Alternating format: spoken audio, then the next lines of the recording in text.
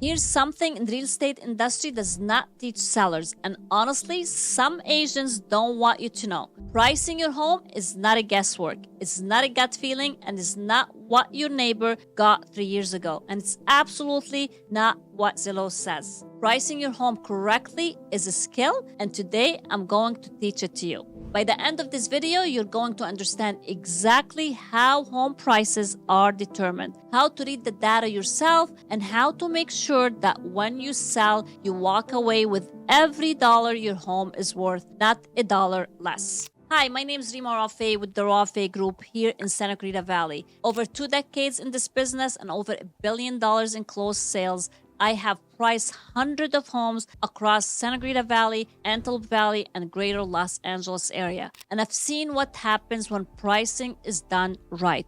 And I have seen what happens when it's not. Today, I'm pulling back the curtain on the entire process so you can walk into your listing appointment informed, empowered, and impossible to be misled. Let's start by dismantling something most sellers believe, that pricing their home is about finding the highest number a buyer might possibly pay and then listing there. The thinking goes, start here, leave room to negotiate, and see what happens. That thinking costs sellers money every single day in every single market across the country. Here's the reality. Pricing a home is not about finding the ceiling. It's about finding the sweet spot, the number that attracts the most qualified buyers, creates the most competitive environment, and generates the strongest possible outcome. And those two things, the ceiling and the sweet spot, are almost never the same in numbers. When you price at the ceiling, you attract no one. Buyers today are educated. They have access to the same data their grandparents had to hire an appraiser to find. They know what homes in your neighborhood have sold for. They know how long yours has been sitting, and they see home priced above where the market evidence point. They do not make a low offer. They move on entirely. They go look at the same home down the street that's priced correctly. And here's the part that stinks. The home that is priced correctly, the one that attracted 3 or 4 motivated buyers at the same time, often sells far more than the home that started high and chased the market down with reductions. Because competition drives price up. Desperation, it drives it down. And the moment your home sits for 3, 4, 5 weeks without an offer, buyers sense desperation, whether you feel it or not. So the first thing I need you to accept before we go any further is this. Smart pricing is not conservative pricing, it's strategic pricing. And strategy, when executed correctly, gets you more money, not less. Every legitimate home price starts with one document. It's called Comparable Market Analysis, a CMA. And this is the foundation of everything. If an agent gives you a price recommendation without walking you through detailed CMA, walk away. Seriously, that price has no foundation. So what is CMA? Is a side-by-side analysis of homes that are similar to yours in size, condition, location, and features that have recently sold or currently on the market or expired without selling. And each of those 3 categories tells you something different. Let me break it down. Sold comparable. This is your anchor. Sold comparables are the most important data in the entire analysis. These are homes that have gone through the entire process: listed, marketed, negotiated, and closed. A buyer and a seller agreed on a price and a transaction completed. That is real market evidence.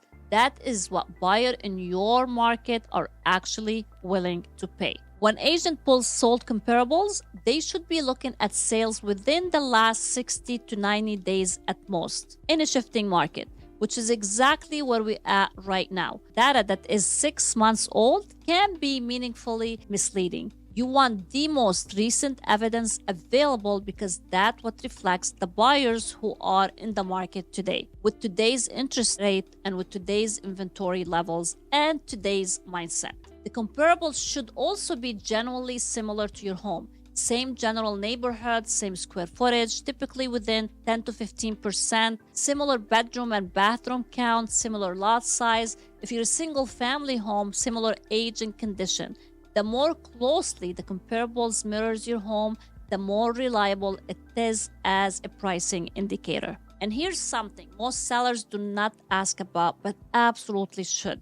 Ask your agent not just what these homes sold for, ask how they sold. Did they sell in the first week with multiple offers, or did they sit 60 days and eventually accepted a reduced offer? A home that sold quickly and at or above asking tells you the market was hungry at that price. A home that sat and reduced tells you the market pushed back. Both data points matters. Now let's move on to active listings. Active listings are homes currently on the market competing for the same buyer you will be competing for. The data tells you something specific and practical. It tells you what your competition looks like right now. So here's how to think about active listings. When a buyer is shopping in your price range in your neighborhood, your home is one of several options. They visit your home and compare it, consciously or not, against everything else they have seen. If your home is priced in line with active competition but shows better, you win. If your home is priced above active competition and shows the same, you lose every time. Active listings also gives you a sense of how saturated your market is. A lot of active inventory in your price range means buyers have options and will be more selective. Lower inventory means less competition for your home and more urgency among buyers. Both of these conditions affect where should you price. One important caveat: active listings are asking prices, not sold prices. They present what sellers hope to get. They are not evidence of what the market will actually bear. Never price your home based primarily on active listings. Always anchor to sold data first. Now let's talk about expired listing. This is your warning system. Expired listings are homes that went on the market, sat without selling, and eventually came off without a closed transaction. This is arguably the most underutilized data in a CMA and one of the most valuable. An expired listing is the market saying no. It's a clear signal that that price in that condition with that marketing, buyers were not interested. And when you look at where expired listings were priced compared to where comparables home actually sold, you almost always find the same pattern. They were priced above the market, sometimes significantly, sometimes by just enough to push buyers away. Study the expired listing in your neighborhood carefully. They are a roadmap of the prices that did not work, and make sure your strategy does not repeat their mistakes. Once you have comparable sales, the work is not done because not two homes are identical, and good pricing analysis accounts for the specific difference between your home and the comparables being used. This process is called making adjustment, and this is where real expertise separates precise price from a rough guess. Let me walk you through the most common adjustment and how they affect value. Square footage. Size is one of the most straightforward adjustment. If your home is a 200 square feet larger, the comparable sales, your home should be worth more. The question is, how much more? Agents and appraisers use a price per square foot calculation derived for recent sales price to estimate the value of additional space. In Santa Clarita, the value of square footage varies by neighborhood and price point, which is why local expert matters. Someone who knows this market and understands that extra 200 square feet in one community carries a different dollar value than the same 200 square feet in another. Now let's talk about lot size. In Southern California, lot size can be a significant value driver, particularly for single-family homes. A larger usable lot, especially one with pool, potentially RV access, or an ADU opportunity, carries meaningful value above and beyond the home itself. A small or unusable lot, one that's steeply sloped or regular shaped, may require downward adjustment relative to comparable with more functional outdoor space. And condition and update. This is where sellers often have the most emotional resistance and where honest analysis is most important. A home that has been updated, kitchen, bathroom, flooring, within the last 5 to 7 years commands a premium over a home that has not been touched since the 90s. Buyers place real dollar value on not having to do the work themselves. And in a market where buyers are already stretching to afford a home in today's interest rate, a move-in ready property is worth meaningful more than a project. The adjustment for conditions should be honest and data backed. If 3 comparables home all sold in updated condition at X dollars per square feet and your home is in an original condition, your price needs to reflect the gap, not because your home is bad, because buyers will factor in whether your price does or not. The only question is whether you account for it proactively and price strategically or ignore it. Go too high and sit on the market while buyers choose the update home down the street. And let's talk about location with the neighborhood. 2 homes on the same street can have different values based on factors like back into a busy road, proximity to park and schools, view, noise level, or freeway adjacency. These location nuances are hyper-local and they matter. A home in a quiet cul-de-sac may command more than identical home on a high-traffic collector street. A home with mountain view may command more than one back in a commercial property.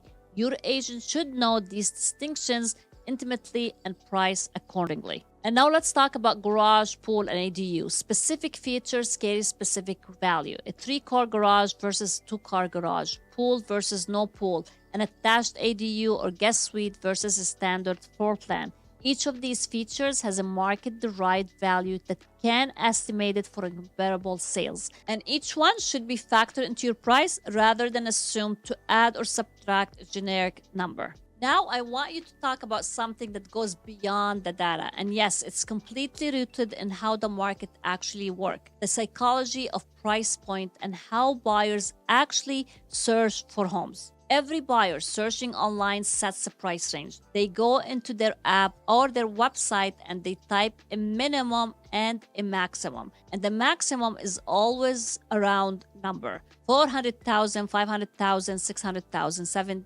500,000. Here's why this is matter for your pricing strategy. If your home is priced 505, every buyer who has set their maximum search to 500 will never see your home. Not because they cannot afford it, not because they would not love it, simply because the algorithm filtered it out before they ever had a chance to look at it. You have priced yourself out of an entire segment of qualified buyers with a $5,000 decision. This is not a small thing. Depending on your price range, the pool of buyers searching a specific threshold could significantly larger than the pool searching just above it. Pricing just under a major threshold, $499,000 instead of $505 or $599 instead of $610, can meaningfully increase your exposure and buyer traffic without actually costing you money. In fact, it can make you money by generating more competition. Now flip this around. If your home is generally worth $600,000 and you price it at $575,000, thinking you're buying conservative and leaving room for offers to come in low, you may be doing yourself a disservice because buyers searching for $600,000 will see it, yes, but will also wonder why it's priced $25,000 below comparable sale. If something is wrong with it, is there a problem the seller is not disclosing? Strategic underpricing can backfire by raising questions rather generating a bidding war. The sweet spot, and this is where the art with the science, is the price that feels justified by the data, sits at or just below key search threshold, and signals to buyers that this seller is serious without suggesting something is wrong. Finding that price requires someone who knows the data, cold, and understand buyer behavior in your specific market. And now I have to address the elephant in the room because almost every seller I sit down with already looked at Zillow before I arrived. And almost every seller has either been inflated by the number they saw or confused by how different it is from what I'm recommending. And here's the truth about automated valuation tools.